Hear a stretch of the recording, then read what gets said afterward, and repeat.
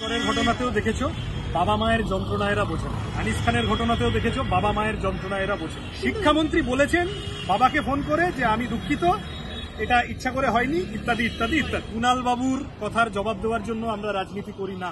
যাদবপুরের ক্ষেত্রে ৩ নম্বর ছাত্র শিশুদের কথা খুব উত্তর দেওয়ার প্রয়োজন বোধ করছি না।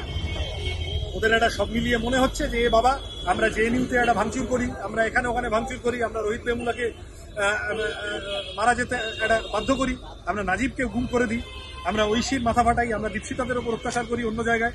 তাহলে এখানে যাদবপুরে আমরা ঢুকতে পারছি না, 4 নম্বর গেট অব্দি গিয়ে হামাগুড়ি দিয়ে গেট বেয়ে এসে আমাদের ফেরত চলে যেতে হচ্ছে।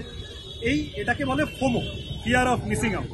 সেটা থেকে ওরা বিভিন্ন রকম কথা বলছে, গুরুত্ব দেওয়ার কারণ দেখছি। আমি এটা বারবার বলছি, আরজি করের ঘটনাতেও দেখেছো বাবা মায়ের যন্ত্রণা এরা বোঝে না। আনিস খানের ঘটনাতেও দেখেছো বাবা মায়ের যন্ত্রণা এরা বোঝে। শিক্ষামন্ত্রী বলেছেন বাবাকে ফোন করে যে আমি দুঃখিত, এটা ইচ্ছা করে হয়নি, ইত্যাদি ইত্যাদি ইত্যাদি। ইন্দ্রানুজকে যদি ইন্দ্রানুজের মা বা বাবা কি বলেছেন জিজ্ঞাসা করা হয়, ও এগুলোর উত্তর অনেক স্পষ্টভাবে দেবে। আমার কথা হচ্ছে ইন্দ্রানুজের মা বা বাবা কি বললেন তার থেকে অনেক গুরুত্বপূর্ণ হলো ঘটনাটি কি ঘটেছে। ইন্দ্রানুজের বাবাকে বা মাকে চাপ দিয়ে দেখে নেব বলে অনেক কিছু বলিয়ে দেওয়া যায়, তাতে কি ঘটনাটা মিথ্যা হয়ে যায়?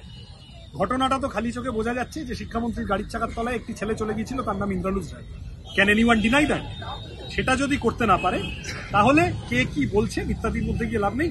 ঘটনাটিতে যাও, ঘটনাটির তদন্তে যাও। কুণাল বাবুর কথার জবাব দেওয়ার জন্য আমরা রাজনীতি করি না।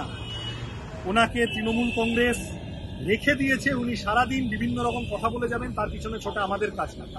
স্কুলগুলো কেন বন্ধ হয়ে যাচ্ছে, কলেজগুলোতে কেন স্কলারশিপ ফেলোশিপের টাকা কমিয়ে দেওয়া হচ্ছে, ফি কেন বাড়ছে, কেন ছাত্র ভোট হচ্ছে না, এই প্রশ্নগুলো গিয়ে কুণাল বাবুকে করো, বলো সৃজনরা বলছে।